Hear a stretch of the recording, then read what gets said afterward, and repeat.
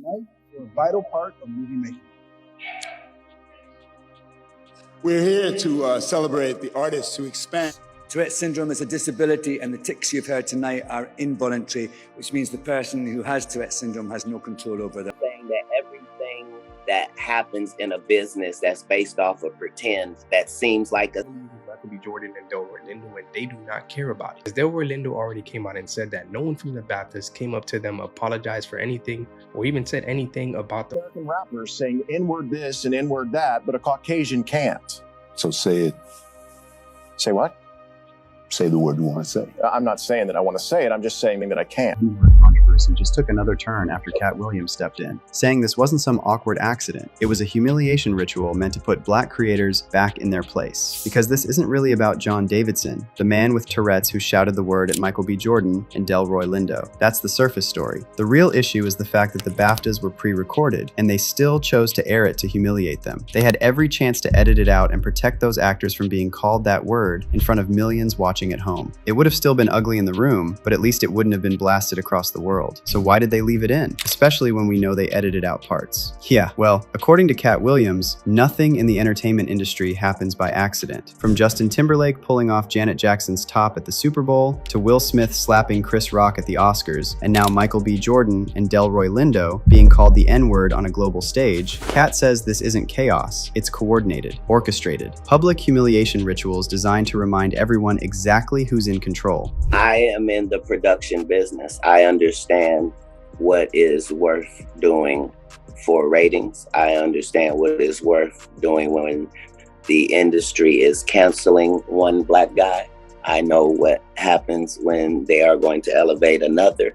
And I know what happens when they don't care about either of them. According to Katt, when you're talking about something like the BAFTAs or the Oscars, nothing you see on that stage is random. Nothing is a coincidence. Not only is there way too much money on the line, but also at the end of the day, the entire entertainment industry is one massive propaganda machine built to push specific cultural agendas. I'm saying that everything that happens in a business that's based off of pretend, that seems like a setup is. It's certain ways things are handled when it's not intentional. When things go smoothly, but they seem chaotic, that means there was forethought and a plan. Somebody, even if it looks like, yeah, Janet Jackson just had a wardrobe malfunction. Yeah, there's no such thing. Correct. I don't care who you blame it. I believe that. Somebody benefited. Yeah. So in all of these situations, there's a business involved and there's real money involved, and somebody's benefiting from this thing that looks like, oh, that just happened. Nah, no way. And if you think that sounds like a reach, it's not. The entertainment industry has always been an extension of political power. The same people pulling strings behind policy have influence over what shows up on your screen. And everything you watch is placed there for a reason to shape perception, to guide emotion, to make you feel exactly what they want you to feel. Whole industries can be built upon your ability to know how certain things are going to hit certain people. And this was before we called things promotion and marketing. You know what I mean? That's Hollywood is not really there to entertain you.